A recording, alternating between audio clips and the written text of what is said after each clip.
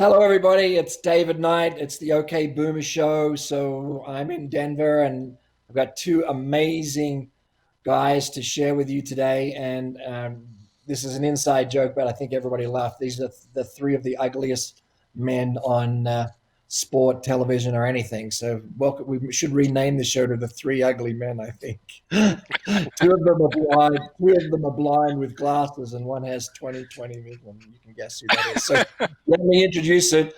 It's John Mclean, all the way from Sydney, Australia. Familiar face to this show. Hey, John, how are you? Great, Dave. Great to be back.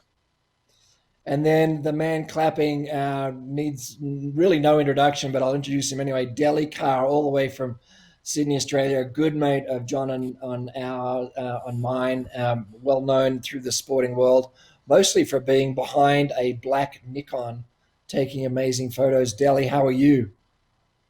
I'm well, thank you, buddy. I'm well. All's good.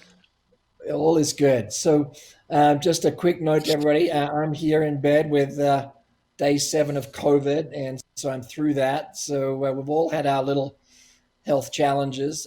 And Del, we might dig into one of yours a couple of years back. We know John's health challenge pretty well. We'd all recover from being hit by a truck like John has recovered and inspired the world. But why don't we start with John? How did you connect with Delly? My recollection, and Delhi, correct me if I'm wrong, but it was in and around the Nepean Triathlon. So the year is 1994, and we had an opportunity. There was an interest to do a story, and therefore needed a photographer to take a photo, and that was my first introduction to the world famous Delly Carr. So I was very grateful for that opportunity. And Delly took a photo at my place at the time, and the question was, do you do chin-ups? And I said, yes. And he said, do you do them in your wheelchair? And I said, not normally. He said, can you? I said, oh, let's try. So my other buddy, David, as you know, is John Young. So he was there with the table. We put the wheelchair on top of the table. We got a Velcro strap around. And then I'm starting to do these chin-ups. And Delhi said, oh, could you do a couple more? And for those who try chin-ups, they're kind of hard to do. And Delhi's going, can you do a couple behind your head? And hence me straining here with this particular photo. So that was my introduction to Delhi, and I'm so grateful we had the opportunity to meet. And I love that photo. I mean, I only found out like literally this week that Delly took that photo. I think it's one of my favorite John McClane photos for a time and place and the message it signifies. But Delly, what was that shoot like? What was your first impression of the John Mac? Yeah, I mean, I photographed him during the triathlon. I think then we went back to his home, and John.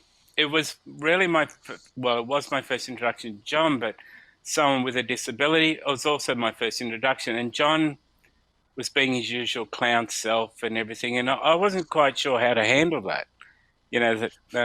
So do I laugh? Do I not laugh? Do I make a wisecrack in return? And really, in that particular shot that we dreamed of was, well, we did a few things with John, but the wheelchair was quite important, and something as dramatic as a chin up with that was like, well, I'm sure we're going to get people's attention. But it was really uncomfortable for me, but I got to know him. John then took us inside and we had a cup of tea or something, and I think, we listened to a couple of, was it your dad's records that we listened to? That's Yeah, right, Delhi. so Yep. I still remember that. And from then on, it's been a massive click, and we've talked about the good things and the bad things, and it's been a massive friendship from that one little meeting. Yeah, and Delly, I'm sure I met you probably at the Noosa Try the same weekend I met John. It was my first weekend on Gatorade, and it was pretty daunting, getting thrown in the deep end with, well, that whole triathlon clique,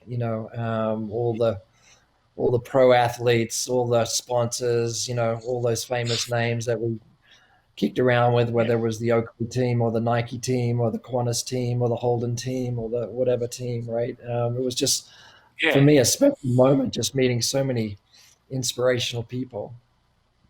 Well, even that meeting, as I said, we went in for a cup of coffee or tea in the home, and John asked me, I want to be a mover and shaker in triathlon, So who are the people you deal with? And I spoke about Gatorade because I've been doing some work with Gatorade, and I spoke about Oakley and the contact there. So, that little spider web of a connection grew and grew from that one race. Yeah, that's So awesome. don't sorry to jump in, but just a thing that just popped into my head that I dreamed about being an athlete. Obviously playing football back in the day, and then I had my accident. I thought, I wanted to dream again, and that really literally started to come to life because Delly was there to capture those moments in time, which I could then kind of talk about. And Delly was spot on. I mean, because he had some really cool Oakley sunglasses on. I said, Delly, do you know anyone that might be interested in maybe sponsoring me just for product at the time? And that was introduction to Louise, you recall, Delly. And then it kind of just grew from there. So. Yeah, I guess when you chase your dreams and those really good people come along, sometimes ugly, to open doors for others. So, Delly, you opened many for me.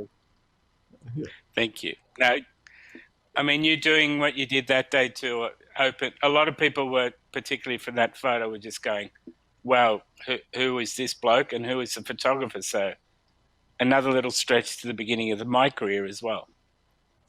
So, Delly, take us through that. Like, how did you get into being on that side of the camera, and then how did you narrow into like the sports field that you really landed in? How did that happen? Yeah, well, I'll try and keep it quick and short. But Dad did give me a camera when I was quite young, 6 or 7 years old, and a little toy camera, and I still have that little toy camera. But I fell in love with photography from that moment. When I used to get the prints back from the chemist at the time, it was magic knowing that what I clicked on the camera now had a physical photograph. Loved it. Went into high school, and fortunately I had crooked teeth, so I wasn't allowed to play sport or any contact sports, and I was a big rugby league boy. So I conned the headmaster into taking photographs of all the teams playing on Thursday sport instead of hanging out at the tennis with people I didn't know. So that was my introduction to sport. I loved it. Did the right thing. I did go to uni, did an economics degree, but all the way through that, photography was building up inside. And then the recession we had to have all those years ago, my company said, does anyone want to take a voluntary retrenchment, which I then put up my hand to hopefully make it as a career as a sports photographer. And here I am like 35 years later. So first few years were tough, but through hard work and talent and guts, I managed to get through. And yeah, as I said, I've made a full-time living out of my love. Yeah, that's awesome. Was there like a break? Was there like a particular moment or a photo or somebody that like just Yeah, catapulted your there trajectory was. And they weren't the photos of John, I'll tell you that. No. There's the photo I took this. There was a photo I took at the Sydney 2000 Olympic Games, which ended up winning the best action photo of the Sydney 2000 Olympic Games. And at that time, I then read. I'm guessing that's Kathy Freeman. Is that the Kathy Freeman shot? No, it's the two fences celebrating. Okay. Which was a rare occurrence that both thought they'd won the gold medal. They were both celebrating. That's the one there.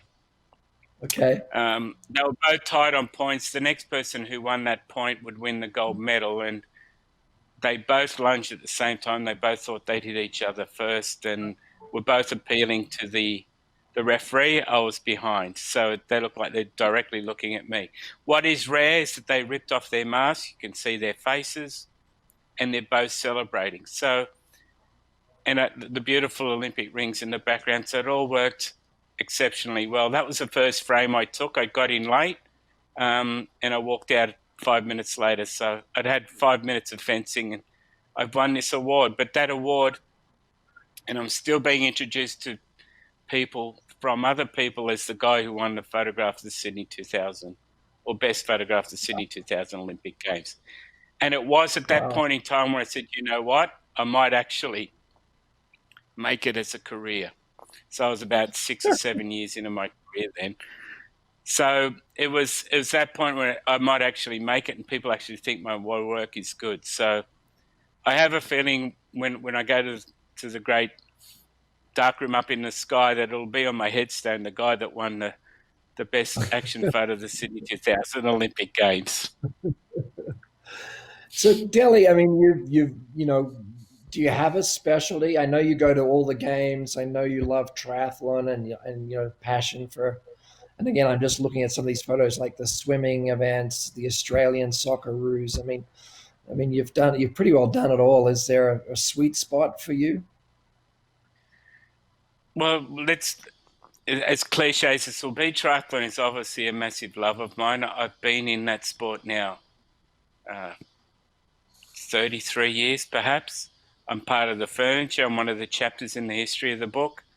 My circle of friends, I see a couple of mates from school, and then 99% of all the other friends are people that are triathlon related. I could go anywhere around the world and I could be sleeping on someone's couches that I know that live there. So it's a big part of my life. It is the sport that started me, that provided me with a living to continue going on and on. I know the athletes. I've grown up with the athletes. I partied with the athletes. I'm now best man at some athletes' weddings. I've been their godparents to some kids of triathletes. So I'm part of that world. The Olympic world is also a massive bug. John has obviously been bitten by that. And sadly, he can't compete at every event. But I, as a photographer, can keep going. Tokyo was meant to be my 10th one, which was a massive milestone in the photography world, particularly here in Australia. Fingers crossed we get the opportunity next year. So, a big event like a World Cup football or World Cup rugby, like me loving sports so much, when I'm out there on the field, it is such a privilege to be there for me. And I'm doing a job that I love, watching stuff that I love to do. I can't shoot weddings. I can't shoot, that juicy looking hamburger. I shoot sport. I'm comfortable on a footy field. I'm comfortable on the back of a motorbike, in the lava fields of Hawaii. Yeah, and Dale, that's like if there's a vision of you from my brain, it's that smile and that big camera with a huge lens hanging off precariously off the back of a Harley Davidson going down the Queen K, just just doing what you do so well. Thank you. It's Josh, hilarious how many go ahead, times I've sorry. been on the back of a motorbike and going, how lucky am I? Hey Joshua, there's a couple of Kona photos there. I think one's called Kona Swim, and then there's another one of a lonely bike out on the lava fields. Can you pull that up? And yeah, wow, look at that. So Delly, talk to us Yeah, about that. this is special. It's I'm not sure how many times I'd been at Kona at that time. Could have been 10 to 15 times. And I was bored sitting on, not bored, I'm never bored, but I was getting the same shot sitting off the pier when all the swimmers went off. The mass start at 1500 or 2000, one of the most spectacular sights in triathlon. And I asked Ironman if I could do it differently and if they would allow me to shoot it from a helicopter, which I hired. Well, they allowed me, I hired it, and I shot the swim start from above, and it hadn't been done before. It has now been done a few times since by others. But it was a great way to look at 1,500 people taking a mass swim. You don't see that in any event. So it was a stunning way to do it. You got the beautiful waters of Hawaii, and a beautiful perspective like up high. Yeah, yeah, I mean, John and I have both been in that swim start. It's a bit of a mess. We certainly don't think we're at the pointy end where those fast swimmers were, but that water is special, and it's just the adrenaline rush going through everybody at that moment is pretty incredible. Yeah, you as me an observer, you can feel that somehow there's a sense of that adrenaline rush or that feel of when you hear that first swooshing of the water as everyone goes. It's a beautiful sound. Yeah, that cannon blasting and just the white water, the washing machine that ensues when you got 1,500 people Absolutely. trying to swim over each other. Josh, pull up that It's other it's photo of the cyclist. Go ahead. No, it's yeah. This one this one was part of my portfolio that won me the best sports photographer in Australia a couple of years ago. Is And that again, Centennial? no, it's at Ballarat. I've now forgotten the name of the park, but I think Right. it's Remembrance Drive or somewhere along there. But I just wanted to again photograph it differently. And when I was watching the judging of this photograph, the judges realized how all the branches and everything were leading to that central point, which was the sun, drawing your attention to the athlete. And that was always my thing with triathlon photography. And when I was first hired by the ITU, the International Triathlon Union, they said, don't shoot it like every other triathlon photographer. Shoot it your way, tell stories. And that's what I try and do. And that's either incorporate the backgrounds or making sure that the athlete is highlighted what their struggle is, because it's not an easy sport. Yeah. I'm blessed to shoot triathlon. It's swim, bike, and a run, and it's a tough sport. Delly, can you talk us through? Go ahead. Delly, can you talk us through in Kona? You always tried to find a new spot to shoot from, given that you're leading the way, people are following you. So can you kind of talk us a little bit about, in particular on the bike, how you'd find yourself in the lava fields, literally looking up and using those other elements to create those memorable images? Yeah, look. I've shot Kona 25 years in a row. So to come up with something different each time, yes, the finish line photo is important, and it'll always be different. So Hawaii, the island of Hawaii, how blessed am I that you've got all this black lava that you can play with and do things with, and it's so different and so compared to every other triathlon around the world. I've photographed some triathlons that were staged in car parks, and there's not much you can do with that. But with Hawaii, I've got so much to work with. It is getting harder each year to do something different. But I've been in caves that have been by the side of the road. I've used the lava in the foreground, I've used the lava in the background. So I've done all that I can. Usually it means a drive the day before to try and pick some spots. But that is getting, again, there's less and less. And as you would know, the island is starting to get more populated, and there's little villages popping around, and and some of that grass is growing. I've forgotten the name of the grass, but there's less and less to work with. And but yeah, earlier when I had the energy and the oomph to do something with it, there was plenty to play with. Yeah, some of those photos, Del, I mean, many of them are just moments in time. So I mean, when I kind of look at you and look at my story, just to kind of bring it back a little bit, there's kind of three images that I look at. Kind of the chin up, which led to the triathlon. There's a photo of me in Kona where you're on your bike, as David mentioned. Here comes a Harley, and then maybe it's Delly, and you capture that moment. And also, when I went back to Nepean, you recall, with David, you were there to see that whole thing unfold when I could cross the line with Amanda and Jack. And I remember you being on the other side, and you had your kind of pod thing, and you're saying to me, can you stop it because you're making me cry? And I think both David and I were I certainly was in tears just trying to put one foot in front of the other. But when I look at those three special moments in time, you took those photos, Del. So it's a real privilege to have had you in my life as one of the ugly three. So it's just awesome to, I now share those images globally. So if it wasn't for you to take those, I wouldn't have them to share. So thank you. Yeah, it is interesting. Mclean Jones, who world champion in many ways in the sport of triathlon, one of her last races in Canberra, she pulled out halfway through the run, and she went and sat down by a shady tree, and I walked up and sat down next to her, and it was nice and shady, and we spoke, and she said, "Delly, do you realise in all of my highlights of my sporting career, you're the only person that's been at all of them? And this is Olympics, this is Kona, this is World Championships." She said, "You're the only person that's been at all of my professional highlights."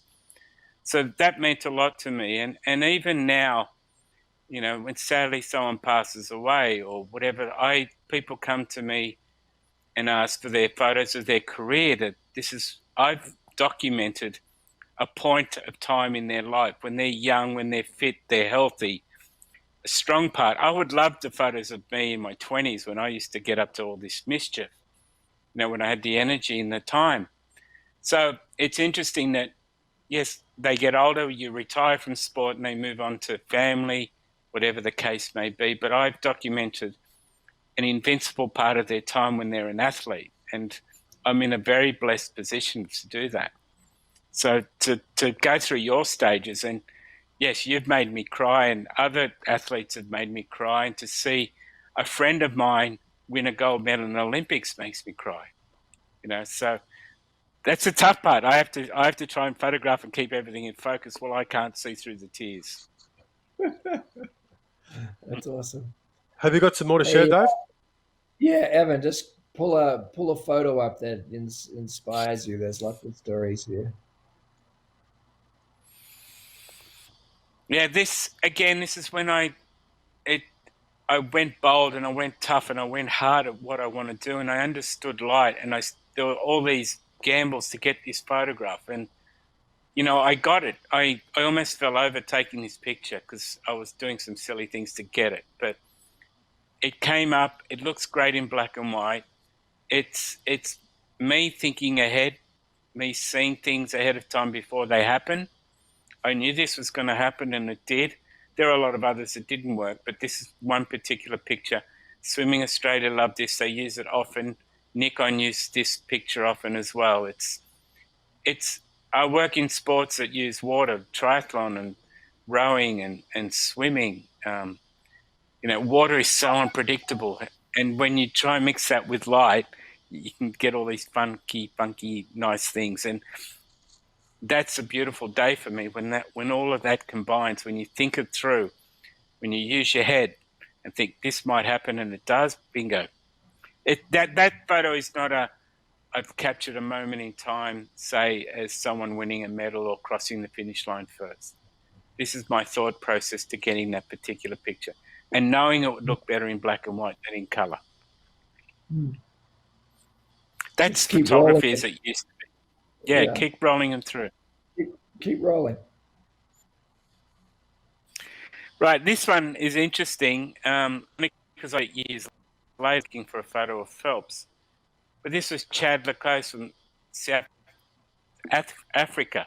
It made headlines the next day because if you may or remember, he was up against Phelps and he was bad-mouthing Phelps in the change room prior to them going on to do the race.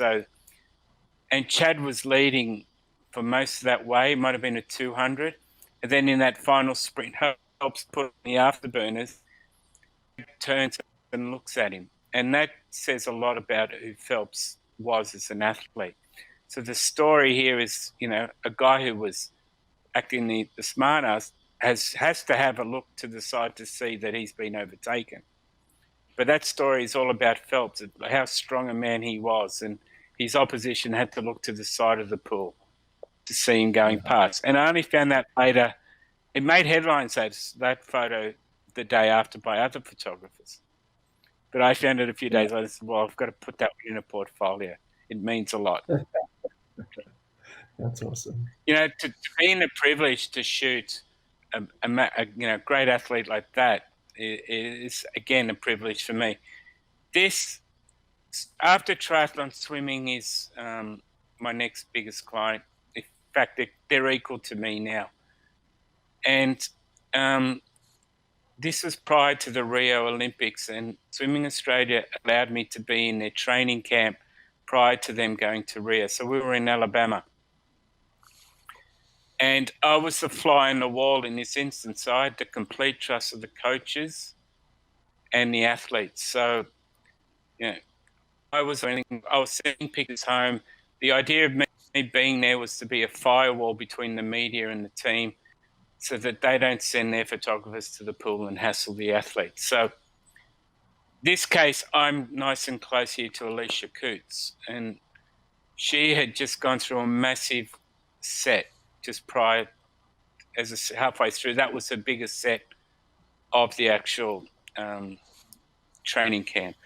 She was pulled out of the water exhausted. So it was, again, an eye-opener for me to see what an athlete has to do to compete in an Olympic Games, the sacrifice they make. To see the Olympic machine in action. I've been to an Olympics, but I haven't seen the preparation by coaches, by physios, by dietitians, to get that special young person to compete for a medal. But here I have the complete trust, and that's something that I've worked on all my life, was to get the trust of an athlete, to get the trust of the coaches, the officials, and all the sporting body. So very, very privileged. The coach is there, and then it's me. So I'm second in that chain, which was, says a lot for me that people would give me that fly on the wall type status. Yeah, I mean, to see the Olympic machine. Yeah, she was dragged out. She was held out of the water. Yeah, this next photo makes me laugh. I shot ice hockey for the first time. I'm a big ice hockey fan, but it was only on the TV. And the fact when these two monsters were sliding towards the glass, I said, "Oh, great! This is looking good, looking good." Well, the next frame they hit the glass, and at being a rookie, it's shooting ice hockey. That glass is give, which I wasn't aware of, and so my camera, being hard pressed against the glass, was pushed back into my face, and I broke my nose. So I spent the rest of the game in a bathroom with tissue paper up my nose to try and stop the bleeding. So I love the photo, but it was me being a complete rookie at a sport I'd never photographed before. See, that's where you got your ice hockey looks, your broken nose, and that's where you got the look. Absolutely. Absolutely. So I now realised from then on, when I shot ice hockey, to stay back a bit when the two gorillas came towards the glass. What's next? Oh, look at this. Wow. Yeah. That's in the Blue Mountains, and we were blessed that morning. I wanted to shoot. She's Australia's leading climber. And we were blessed when we did get out there. We were above the clouds at the time, which adds so much to that picture. But I made her put on a red top. This is my brain again thinking I need her to pop out from the backgrounds. And, accentuate the length of the cliff. She was miles above. Being the world's best, she could do anything for me. And there's even a point where she actually can let go and then fall a bit and grab back onto the rocks, which scared the hell out of me because I was safe on the ledge. But she added so much. She was comfortable hanging miles above the earth, by her fingernails, whereas, it's terrifying. And particularly the photos where she lets go. But Monique was a wonderful, again, had my trust and would, whatever I asked her, which were not chin-ups, but a lot more than that. But in saying that, she would do what I said. Del, can I move in a different area? Yeah. I kind of, one of the other things I think that we will definitely have in common is getting knocked down and getting back up again. So if I looked at your story, would you be able to kind of share, a lot of people may not know this outside of the sport of triathlon, what had taken place with you with your turning moment where you really got knocked down and then bringing it back to the pinnacle of going back to the home of the Olympics and capturing that magic piece that you did with that camera? Yeah, there is a photo of two fences that are fighting each other. They're both in white, so if you're able to find those and bring it up. 3 years ago, I had a little health incident, a little genetic. That's the photo there. This means a lot to me because it was after my comeback from an illness, which I did have a stroke. I had a genetic problem with one of my arteries, which leaked one night, and I ended up with my left side immobilized. So it was 3 to 4 months of rehab. I continually thought of John. if he can come back, so can I. I thought of a few Rocky type terms of, getting knocked down and back up again. But John and the whole para athlete community were a massive help. The outpouring of messages I got from them, the phone calls, the visits, they were sending me literature about rewiring the brain. So that really gave me a wonderful insight into the para athlete community, and I'm so grateful for them. As I said, I was continually thinking of John. If he can come back, if he has the balls to come back, and I've read his books and some of his sayings, they were always being repeated in my head. So when I did get sick, I was meant to do a very big shoot for Nikon, and they were kind to me. They said, whenever you finish your therapy and you're healthy, we will do it. So we're not cancelling it. We're not going to give it to another photographer. Long story short, we dreamt of the whole thing about the Olympics and it being in Greece, Olympia. I'm of Greek origin, a Greek Australian. Let's do this shoot in Athens or in Greece, and let's do fencing because, again, back to that photo of Sydney 2000, that might have been my turning point of my career. So that particular photo means a lot to me. Nikon loved it and used it for the promotions that they did, but that was my first shoot after 4 months off of rehab, and getting myself strength back and getting my left side back again. When I did get sick, the first thing when I got out of bed and I knew something was wrong is I went and tried to pick up my camera. So that was the first thing that came to my mind. Will I be able to work again? Is this whatever's happened to me and I don't know what's happening? Can I pick up a camera and work? So coming back to work after 4 months was a big deal. So that photo is so special to me. It actually, again, brings tears to my eyes because I knew what I did to get there. I still may not have been 100% healthy at the time, but I was healthy enough to do it. And again, it gave me that impetus to keep going and to continue my career. It meant that I could do anything again.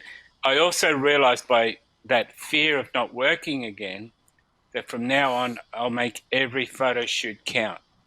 That every photo shoot I attend, I'm blessed to be there. And I will make a photograph out of every shoot that I'm proud of. Because there might be a day where I do, have an injury or something that won't allow me to work again. What an awesome story. Yeah. Delly, it was special for me, Delly, to come and see you in hospital, and just a reflection point to you were there when my sporting career started to take off in terms of shooting the P, and obviously me being a huge fan of yours as is David, and then to kind of spend some time with you to allow me to come and spend some time with you in the hospital, and for Amanda to make some soup and kind of be in and around. So, mate, I'm so proud of you, the way that you've rebounded, come back and take it on the challenge after having your illness with a stroke, and still producing the quality of work that you do, so the world can appreciate the magic of Delly. So, very proud to call you a buddy. Thank you. Yeah, as I said, when I had reps to do with an elastic band on my left side, and I'm not getting close to the tight, and I go, well, John wouldn't give up now. John wouldn't give up now, and that kept me going. So yeah, you have a lot to do in my life as well. Yeah. Hey, before we wrap up, hey, Delly, what's next? What's on the horizon in this kind of crazy world that we're in, with everything that's kind of been postponed? What are you working on? What are you looking forward to next? Yeah, I haven't worked since March, so it started off pretty rough for me in my head, but doing my COVID project really helped me, and that's when I went outside my comfort zone, and I realized that I could do that, continue to do that. So I'm a lot more relaxed now after 9 months, 10 months off. I want to finish I want to get to my 10th Olympics. No one in Australia's got close to that, so that's a big deal. For me to do one Olympics when I first started my career was a dream, and I'm now going for double figures. I will do projects that mean something, that show some creativity, that will exercise my brain, rather than just pressing the button. I might be a bit choosy now with what shoots that I do go and don't go to. I feel that I've reached a point of maturity in my work that I will continue to challenge myself, but with really big deal types of stuff. The next Olympics is in Paris. That's also on the agenda. Plus a couple of big events that I've had on the bucket list, as sad as that word is, but I will attempt to do those as well. I love traditional sports. I love sumo. I love all those things that are typical of particular countries, and I want to travel and do those particular events. So I will never give up triathlon. That's part of my life. Swimming's part of my life as well.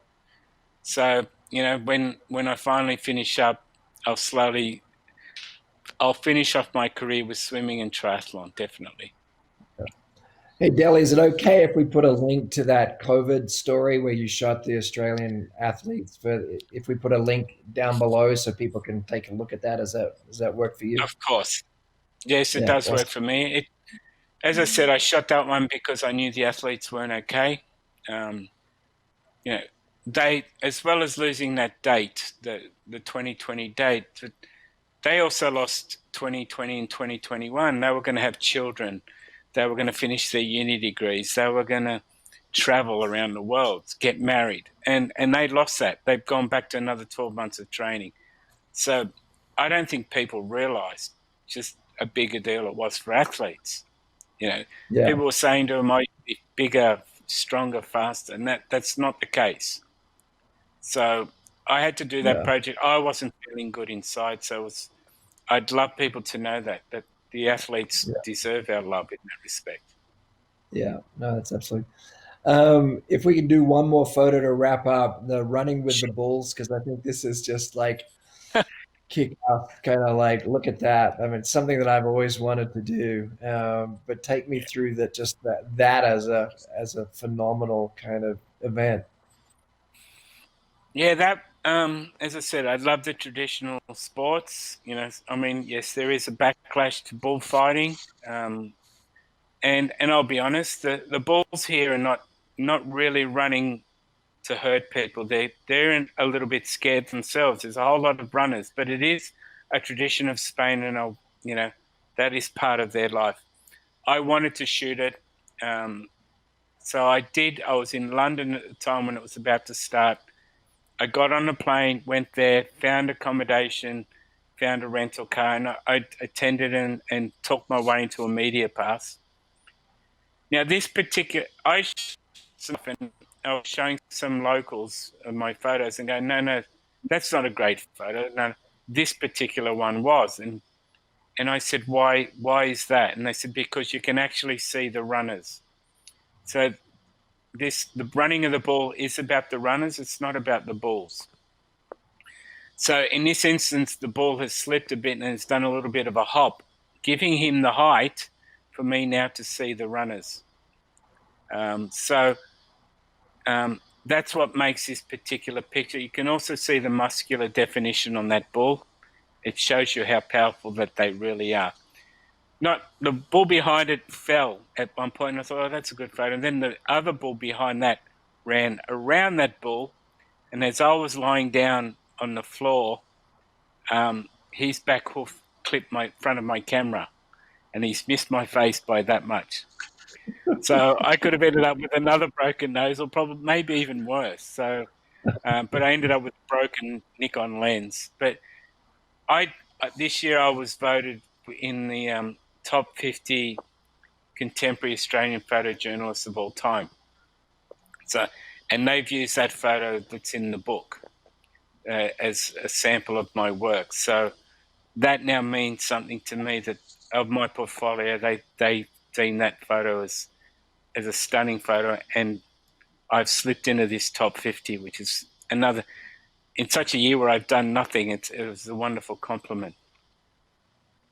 Well, there's much more to come from you, Delly, and I hope we get these three ugly guys together at some event somewhere in the world to celebrate life. And just thank you on behalf of all the athletes that you've just captured those magic moments, and not only for the individual, but for everybody that ever sees those photos. It just inspires people to greatness. So you have an amazing gift, and thank you for sharing that with everybody. Thank you. It's been my privilege for the 30 years to photograph athletes. I wasn't a SHIT sportsman, but I would have loved to have been a great sportsman in something. But I've got the next best job, and that's just sitting behind the fence there with the camera. Well, as we've seen, you get more than behind the fence. But anyway, go. Yeah, Del, you've captured those moments for generations to come. So I'm glad you weren't a good footballer and your teeth weren't right, so you could take those images. And I was a good league boy. I thought I was a good league boy. But yeah, you're right. That's one thing that, as I said, when God finally gives me the call to come upstairs, that there's a reminder of me back here, that people can look at these photos for eternity. Like, as I said, triathlon, I've covered the history of their sport from their beginnings. They only formed a year or two before I started. So, people can look at these pictures, look at moments in Australian sport, look at particular feats that people have done, or look at the pretty picture and my name's stamped there, which is, it's a good thing. Well, let's wrap it up. Delly, it's been such a pleasure to have you as part of the different dimensions of, John and the sport of triathlon and Ironman. And not much I can say. I got tears in my eyes from just this whole story, and just happy we could share it with some folks. So, John, do you want to wrap up? I do. Yeah, thanks, Dave. Delly, thanks again for coming on the program. Often there's been connections to people in and around the sport of Ironman, but the beautiful thing about having you on today is we could cross so many sporting fields, and to get behind the lens with you and to hear some of those stories has been a real treat, buddy. So look forward to catching up soon. Yeah, likewise, buddy. We will. And thank you, David. It's a wrap. Thanks, everybody. Tune in next time to the next OK Boomer Show, and make sure you hit that link down to look at the great work that Delly did on championing the athletes and what they've gone through with some of the delays on things like the Olympics, and 4 years of hard work just put on pause, mentally challenging for all of us. So keep well, keep safe, get out there. Let's inspire the world. And tomorrow's another day, guys. Appreciate you both. Thanks, Dave. Thank you.